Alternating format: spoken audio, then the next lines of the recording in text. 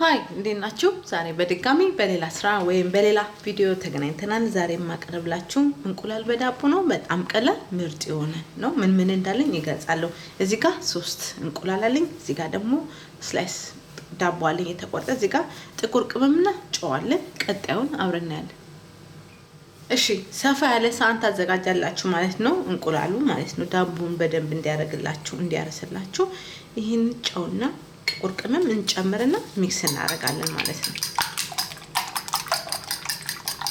እሺ ትመታላችሁ። ከዛ በኋላ ጥቁር ቅመምና ጨው እንዳለው አይታችኋል። ከዛ ምን እናደርጋለን? ይሄንን ውስጥ እንዲናረጋለን ማለት ነው። እንዲናረጋውና ከዛ ምንድነው እንጠብሰዋለን ማለት ነው። እሺ መጥበሻ ታረጋላችሁ። ከዛ ምንድነው መሰላችሁ ዘይት ታረጋላችሁ። ከዛ መጥበሻችሁ ሲግል ይሄንን እንደዚህ እንጨምራለን።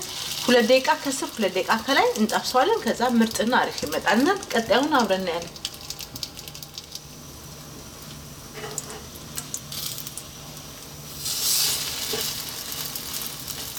እሺ ይኸውላችሁ ይሄ እንደዚህ አምሮ ምርጥ ሆኗል። ቀጣዩን ሌሎችን አረግና ከዛ እንገናኛለን።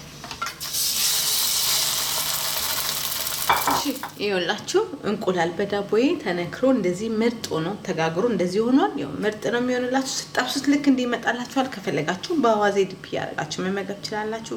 ከፈለጋችሁ ደግሞ አዋዜውን መጀመሪያውኑ ከእንቁላሉ ጋር መታችሁ መጠቀም ትችላላችሁ። በጣም ቀላል ምርጥና ሲምፕል ነው። ስናክ ይሆናችኋል፣ ለቁርስም ይሆናችኋል። በጣም አሪፍ ነው። ሲምፕል ስራ ነው። ብዙዎቻችሁ ሲምፕል ነገር ስላላችሁ ነው። በሌላ ቪዲዮ እስከምንገናኝ ለዛሬ የነበረ ቻው።